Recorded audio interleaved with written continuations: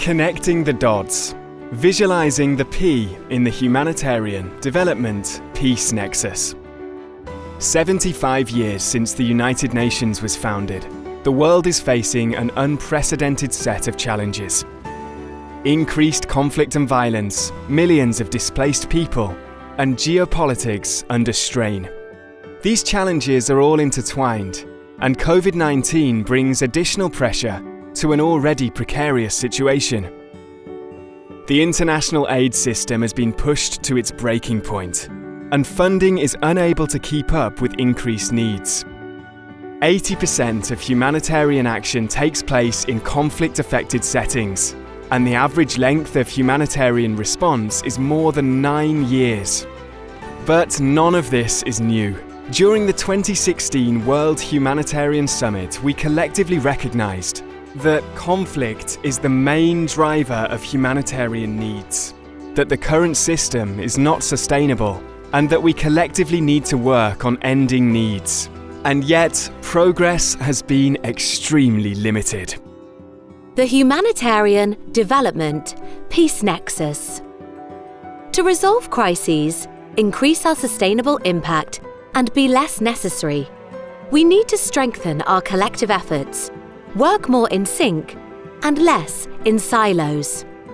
Local and national actors are an integral part, since solutions are only sustainable when the process is both shaped and led by them.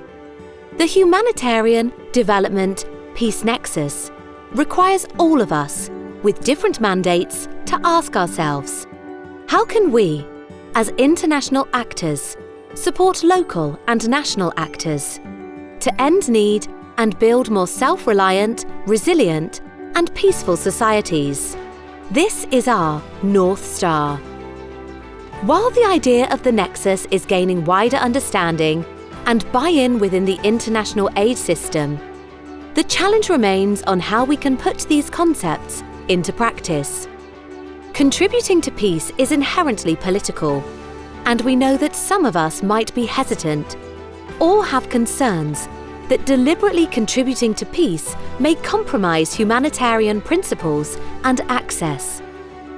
Often, this is because there is a misunderstanding of what peace means and the avenues that exist to contribute to peace. Demystifying peace. On the one hand, peace can mean the absence of violence. This is generally referred to as negative peace.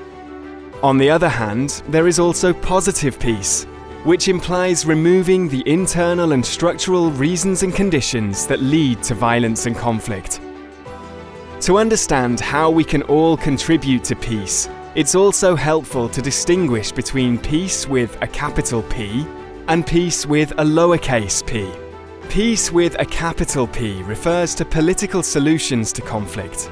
It often requires activities that directly aim to find a political solution or a securitized response to violent conflict. They typically have a higher profile and are generally more visible, like peacekeeping missions or high-level mediation processes. Peace with a lowercase p refers to building trust and social cohesion between citizens and the state, or between and amongst different communities. For example, by transforming relationships and by building capacities for peace and conflict prevention within institutions and society. Positive and negative peace, just like peace with a capital P and with a lowercase p, represent different avenues and entry points for us as international actors to support locally led peace. What does this mean in practice?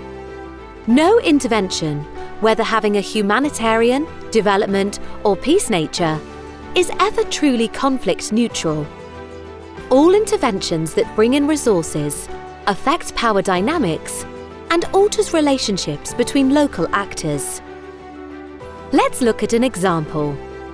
Simple things, such as delivering seeds, can have major consequences when operating in a conflict-affected setting. When seeds are given to one group and not to the other, without explaining the reason behind it, people can feel excluded and left out. Not explaining the decision can add to already existing grievances and can trigger violence. It is crucial that we know what we do and how we do things will have an impact on conflict dynamics, positive or negative. Working in a conflict-sensitive way means deliberately minimizing potential negative impacts, that is, doing no harm, and maximizing positive impacts, that is, doing more good. These should be minimum standards in all of our interventions. Going a step further requires shifting from a mandate-driven analysis to a problem-based approach. When we look at the context through the lens of our mandate, we only see a part of the needs and priorities. We need a wider lens to make sure we see all parts of the problem, as well as existing resilience to then collaborate with local actors to address what local people prioritize. Just like a surgeon wouldn't operate on the lungs without knowing the status of the heart. Based on this comprehensive analysis, we can each then identify how, according to our respective mandates, sphere of influences and capacities, we can best contribute to self-reliant, resilient, and peaceful societies. Contributions can take different forms and focus on different aspects of peace, such as lower cap peace.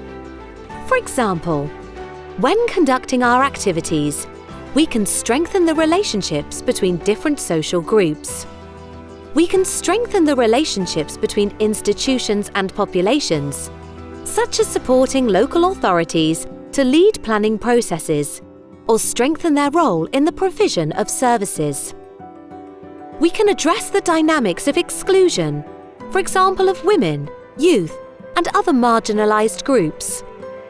We can strengthen the participation of all in decision-making. We can strengthen the capacities to address and prevent local-level conflicts, for example, over natural resources. Ensuring conflict sensitivity and enhancing contributions towards peace does not require fundamental changes to what we do, but rather how we do it. It requires adaptations to programs, adaptations that are usually inexpensive and possible to implement with existing resources and capacities. What is crucial is the deliberate intent to contribute to peace through our activities, a solid understanding of the context, and a willingness to continually learn and adapt. Such a peace-responsive approach can increase the effectiveness of our interventions and their contributions to peace. Let's take a look at another example. Access to food and nutrition is vital to lead active and healthy lives.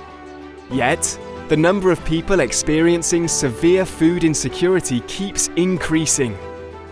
Violent conflict leads to greater food insecurity.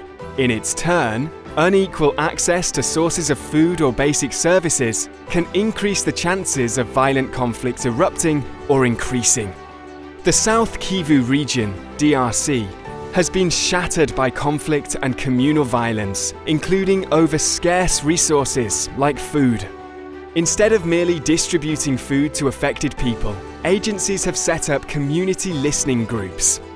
These groups provide a space for exchange and dialogue between different community members, including women, and have led to reduced tensions and collaboration between the different communities. And they've contributed to a more peaceful coexistence.